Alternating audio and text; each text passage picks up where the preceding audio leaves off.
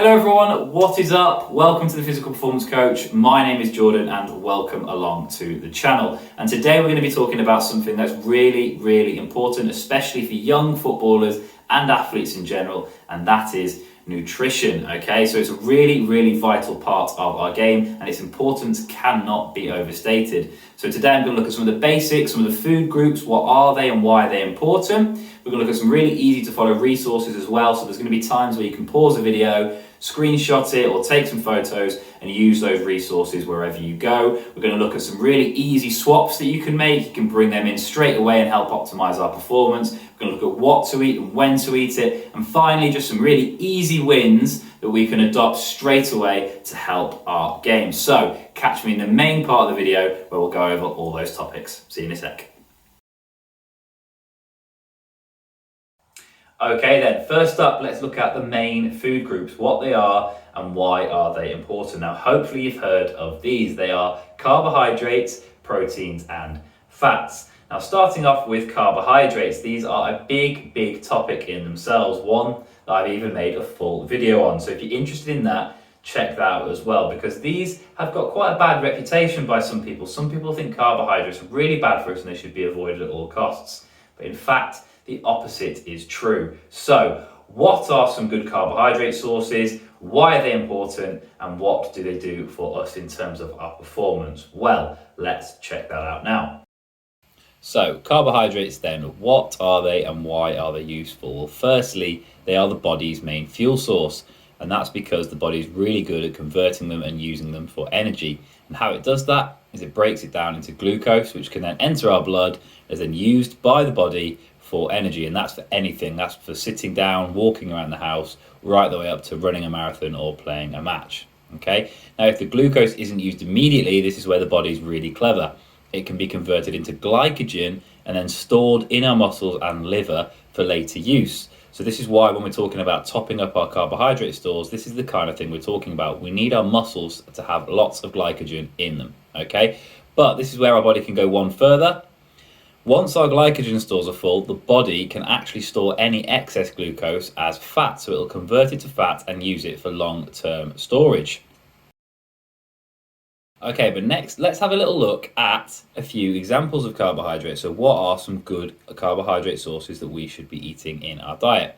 Well, first off, we have things like sweet potatoes and potatoes. We've got oats and granola, good wholemeal breads and rye breads, loads of different pastas. We've got rice and couscous, and let's not forget fruit and veg. One that always seems to get forgotten. Fruit and veg are carbohydrates and they are really essential. They contain lots of fiber, lots of vitamins, lots of minerals, which are essential for our diet and our health, and I'll touch on them later on in the video as well. Okay, what about proteins then? Another really important topic. Well, essentially they are the body's building blocks, or as you can see they're rebuilding blocks, because what they are is they're essential for recovery. So if we don't get enough in our diet, essentially what's happening is we're not going to give our body the best chance to recover at its optimal rate. So what we want to try and do is get lots into our diet, should be part of every meal, but certainly higher quantities after hard games and hard training. And that way we can kickstart the recovery process and means that our body is recovering at its best and optimal rate. The sooner we can get high quality protein, the better, ideally within 30 minutes. Okay, so that is sometimes why you see people taking protein shakes or protein drinks straight after hard exercise, because all they're trying to do is kickstart that recovery process. Okay, so let's have a look at a few protein sources. And the first one is yogurt, like good high quality yogurt like skyr. You will have seen skyr yogurt on supermarket shelves. Broccoli, another veg, actually contains quite a lot of protein. Another reason to be eating our veg. Chicken and turkey, really good, really high quality protein source. Milk, fish, certainly fishes like salmon, really good and good fats contained within. Eggs as well, really high protein source. Just need to be careful on how much we eat because of the cholesterol in the egg yolk. And lean red meat, certainly lean beef mince is what we need to be aiming for, the kind of the 5% fat. We don't really want to be having the higher fat content with our mince. So make sure we're trying to get the leanest mince and the leanest red meat possible. Okay, onto fats then, which is something which is still really, really important and often misunderstood. But essentially what they are is they are our body's emergency reserves. As you saw with the carbohydrates, we can convert excess carbohydrate to fat and use that for energy when we need it. So if our body ever runs out of its fat reserves, what it would actually try and do is break down the muscle to try and get some of the glycogen that will be stored in the muscle. So we obviously don't want to be breaking down our muscle because it's really, really important that we have good, healthy working muscle. But a small amount of fat is definitely needed in your diet, but try to avoid the saturated fats. And we always want to try and look for unsaturated fats. And they're always written on the back of the packet. So have a little look at the nutritional content there if you don't quite understand what we're talking about with unsaturated and saturated fats. But really important point here is that they're closely linked with proteins, as a lot of protein sources actually contain a lot of fat too. So things like milk, eggs, there are lots of different types of fats hidden within dairy products. So sometimes you'll actually find that by eating some good high quality protein, certainly the dairy products, you'll actually also be getting some good high quality fats in your diet too. Okay then, let's have a little look at some good fats examples. First up, we've got vegetable oils like olive oils. We've got avocados, a brilliant food containing really good healthy fats, as well as eggs like we just touched on in terms of the dairy products. Nuts, another really, really good source of some really healthy fats. Milk as well as seeds, again, really healthy fats within pumpkin seeds, sunflower seeds and things like that, as well as yogurts like I've touched on with the dairy products. So there's some easy to follow examples and things which you can definitely adopt into your diet. But just remember, you don't want to be getting lots of saturated fats, you want to be getting some of the unsaturated fats in your diet. And certainly avocados, nuts, and seeds contain some really good versions of that. So have a little look and see if you can add them into your diet. Okay, so we've covered what the food groups are and why they're important, but how much of each of the groups should you be having on your plate for your meals? Well, that is exactly what we're going to cover next in something I call the player's plate. Catch me there. Okay, so we've covered each of the food groups and why they're important, but how much of each group should you be having per meal? Now, this is where something I call the player's plate comes in really handy. So let's dive in and I'll talk you through it.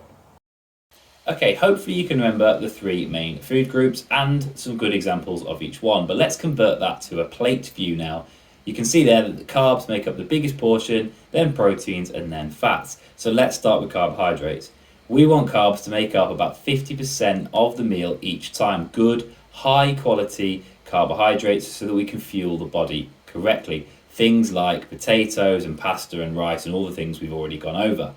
With proteins, we're looking for around 30 to 40% of the meal, but certainly after games and after hard training, we're looking more towards the 40% mark rather than 30%. And then when it comes to fats, there should be a small part of each meal, roughly around 20%. But remember, there will be a lot of fats which come from good protein sources. So if you're eating things like fish, there's some really good healthy oils and fats within salmon, for example, and that would also contribute towards our fats. But this would be a good opportunity. I'll leave this on here for a few more seconds if you want to screenshot it or take a photo, just so you can use it in the future. Okay, so hopefully that's helped you understand how much of each of the food groups we should be looking for per meal. Now, in the next section, what we're going to look at is when we should be eating. So a bit of a timeline for match days and training days, depending on your situation. And we're also going to look at a few little easy swaps that you can make to make your nutrition even better. Catch me in the next section. Okay, so hopefully by now we've got a good idea of what we should be eating and how much of each of the food groups we should be including in our meals. Well, next, let's look at when we should be eating. So we'll look at a few timelines for a match day and a training day and try and give some rough guides to the best times to be eating our meals to give us the best chance to perform at our optimal levels on the pitch. Let's dive into that. Okay, so first up then we have ourselves a daytime timeline with an evening training session in mind, and you can see that each of the meals is based around the player's plate with that good blend of carbs, proteins and a little bit of fats. There's plenty of water throughout the day because we need to stay hydrated, and that's something I'm going to touch on later as well. But certainly by mid-morning, we're going to want ourselves a nice carbohydrate-based snack like fruit or cereal bars to make sure we're keeping on top of our carbohydrate stores. And that same goes for lunch as well. A good carb-based lunch, jacket potatoes or pasta or rice dishes, really making sure that our carb stores are ready for training. And then about 90 minutes or 2 hours just before training, you're going to want a carb-based snack again, ensuring that we're on top of our carbohydrate stores. So something like a sandwich or a roll or a cob or something like that will really help. And then yazoos and little thin milkshakes or kind of flavoured milk drinks are really useful as well, because there's a good amount of sugar, natural sugars from the milk. There might be a bit extra kind of flavouring and sugars as well. But what it's going to do is it's going to ensure that our carb stores are topped up. So not the end of the world if you can get yourself a little yazoo or something like that. That's not too bad. But make sure you're not trying to get thick, stodgy milkshakes like Fridges if you're in the UK, or however you say them. But try and make sure they're thin, milk-based drinks to just kind of help with that. You're then going to go into your training session, make sure you're drinking loads and loads of water throughout that training session. And then for our evening meal, we're going to want big nice portions of protein as well as carbs to replace all the carbs you'll have burnt during your training session. But remember, you need that high amount of protein to kickstart that recovery process just before bed so that you can recover while you're asleep and be ready for the next day ahead. Okay, so moving on to more of a match day timeline. So you can see straight away that again, our main meals are based around the player's plate. So that good blend of carbohydrates, proteins, and a little bit of fats. But certainly you can see here, we're constantly trying to drink water. We need to make sure we're hydrated and we're ready for our game. Keeping on top of our fluid levels is really, really important.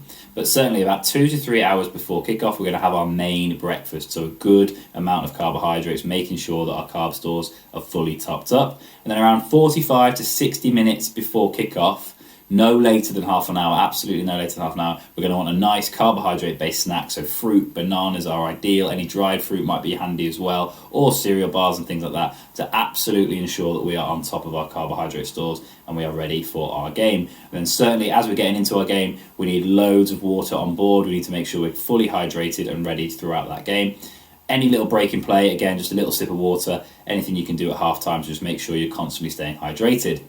Straight after the game, 0 to 30 minutes after the game, if you can you get yourselves a recovery snack? So things like a chicken sandwich, chicken roll, tuna sandwich or something like that. Good amount of carbohydrates, but a high amount of protein to kickstart that recovery process. And again, yazoo milkshakes or milk-based drinks or flavoured milk are quite handy here. And certainly some top sporting institutions in the world are actually turning towards kind of chocolate milk and milk-based drinks as a recovery drink, because they contain a great blend of sugars and natural sugars from the milk, protein in the milk, and a little bit of fats to replace the energy reserves you will have burnt through in the game. So they are a good alternative as well. If you're happy to and you can afford to, protein shakes are also a good alternative, giving you that high amount of protein straight after the full-time whistle to make sure you're kickstarting that recovery process. And then by the time you've showered, changed, and you're back home or whatever it is, you can have yourself a nice big late lunch to make sure you're absolutely refilling and refueling, but as well you're going to be starting that recovery process with a good high amount of protein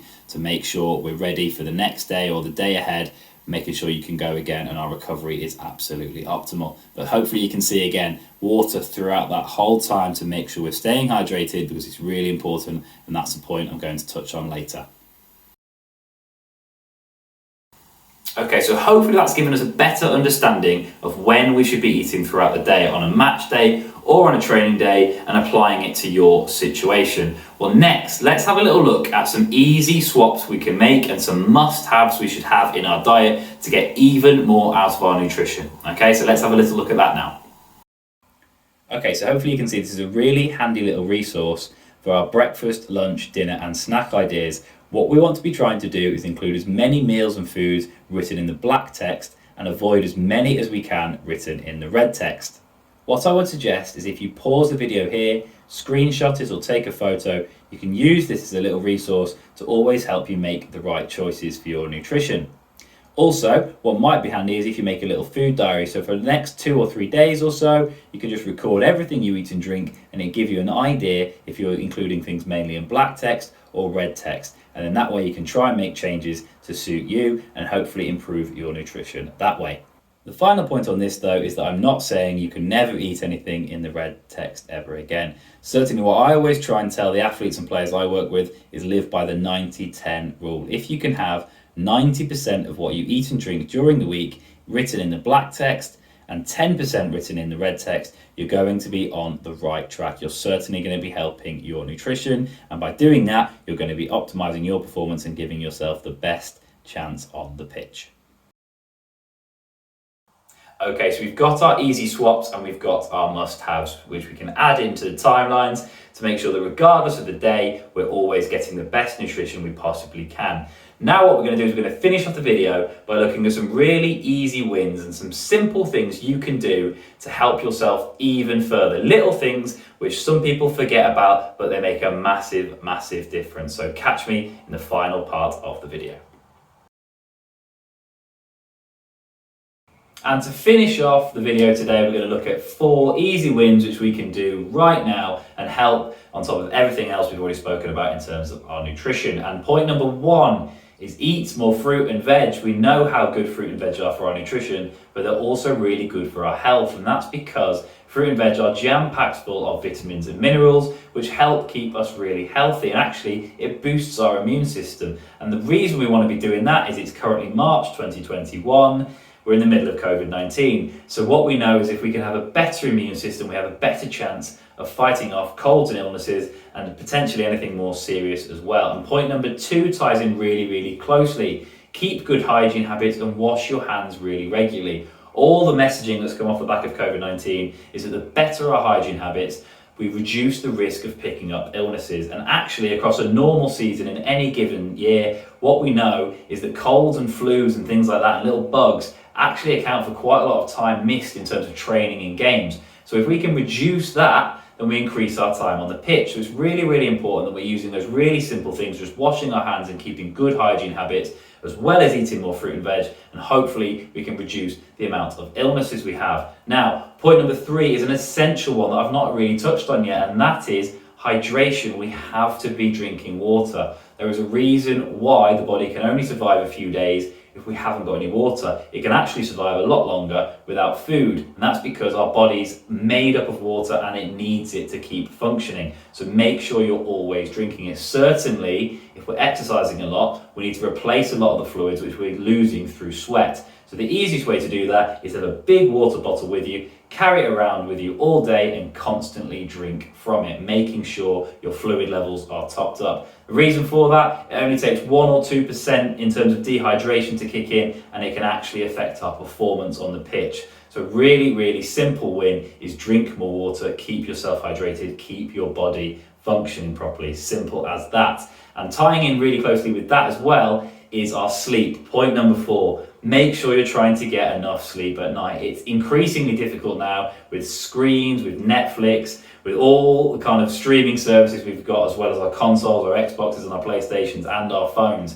If we can try and reduce our screen time before bed, we're going to help how often we can sleep and how much sleep we can get as well. Okay, so really, really important point. Try and aim for around 9 hours of sleep per night, because what that does is it gives our body the chance to recharge, the chance to recover and be ready for the next day ahead. So it's really, really important we're getting enough sleep. So if you can, remember those 4 easy wins and start trying to do them now to help ourselves even more. But that will do it for this video, guys. Thank you ever so much for watching. If you have learned something, please drop a like on the video. It really helps the channel get noticed. If you want to get in touch with me directly, all my contact details are up here in this corner. So please get in touch. Don't hesitate, and I will always try and answer back. But thank you ever so much for watching. I will catch you in the next video. See you then.